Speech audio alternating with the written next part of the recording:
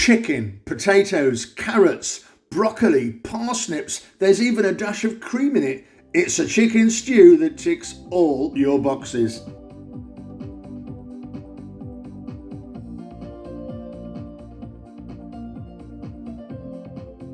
Hi everyone, welcome back to the channel. It's November here in Worcestershire and it's quite gloomy, but it's not cold. It's really mild, a little bit of blue sky in the distance.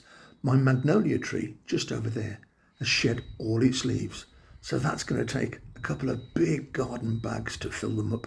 I might pop them in my compost. Anyway, I think the chickens are quite happy today. They're undercover. I'm going to banish the winter blues and make the most amazing, comforting chicken stew. Shall we get started? So here are the ingredients, and I'm going to tell you that you don't have to use all the vegetables I've used. I'm going to put all the ingredients in the description box below, and obviously I will put optional next to the vegetables that I feel aren't essential. But at the end of the day, if you want your stew to be spectacular, the more vegetables you use, the better variety, the more flavour we're going to get.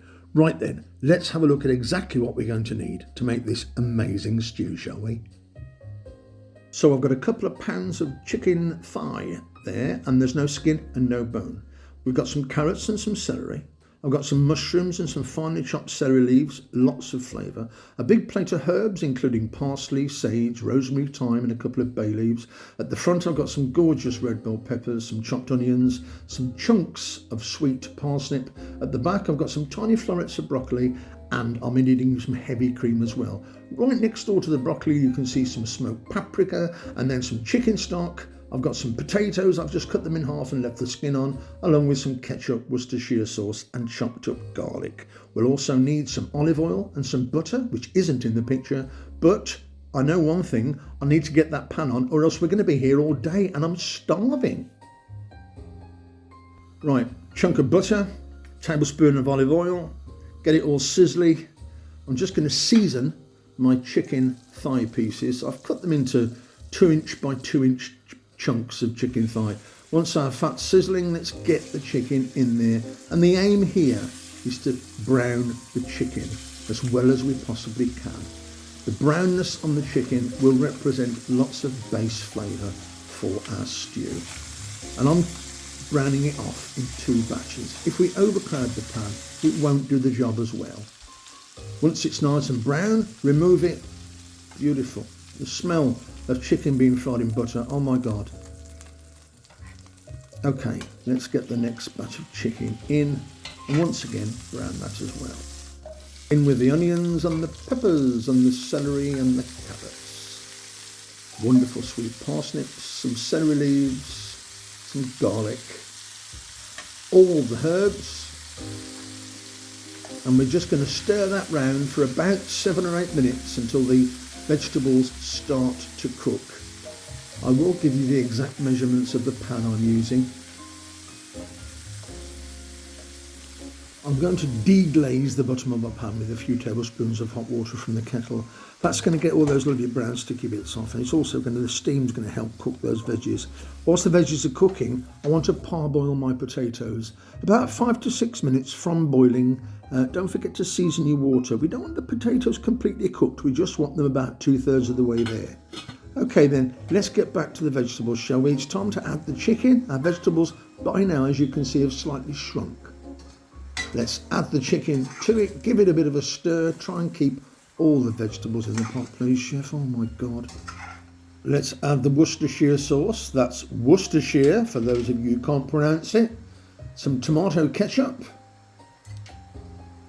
And I'm also going to put in about a teaspoon of smoked paprika. This is optional. I love smoked paprika. I use it randomly in all sorts of things. Okay, let's give it a bit of a stir to get all those ingredients nicely, evenly incorporated into our vegetables and our chicken. Hopefully I'll keep all the vegetables in the pot this time. Right then, now we're going to throw in some lovely chicken stock, just enough to cover everything. The better quality chicken stock you use, the better the stew at the end. And now we need to bring that to a boil. Pop the lid on and leave it for about 45 minutes on a low to medium heat. After 45 minutes, I'm going to take the lid off and I'm going to throw in a couple of extra ingredients here, mushrooms and tiny broccoli florets. They won't need long to cook. So give that a stir, a little bit of extra stock. Want to keep all the vegetables nicely covered, don't forget. Okay, bring it back to a boil.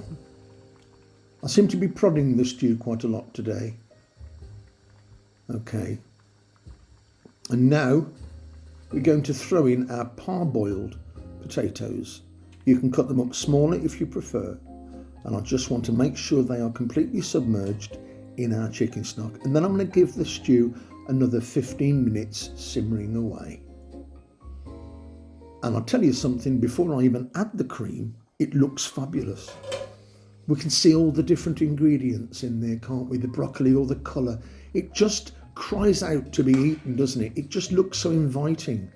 Chicken chunks, broccoli, carrots, celery, potatoes, herbs, red peppers, onions. Oh my God, it looks wonderful. But we're not finished yet. So once the guy has stopped prodding the stew, we can then add the last of the ingredients. But it looks wonderful as it is. And you guys don't have to add the cream if you don't want to. You can just eat it as it is. It just really would. It would be fabulous without the cream. But let's face it, look at that. When you put cream into things, it just makes them into something completely sublime. I'm throwing in some cream. I'm just giving a bit of a stir around. And then I'm just going to bring it to a gentle simmer. Absolutely fabulous. It just looks beautiful. That cream completely transformed the stew into something much richer and much more luxurious. Let's simmer that away now for about 10 minutes. Oh wow, it looks excellent. All that remains to be done now is to throw in a little bit of salt and a little bit of pepper. And then it'll be ready to serve.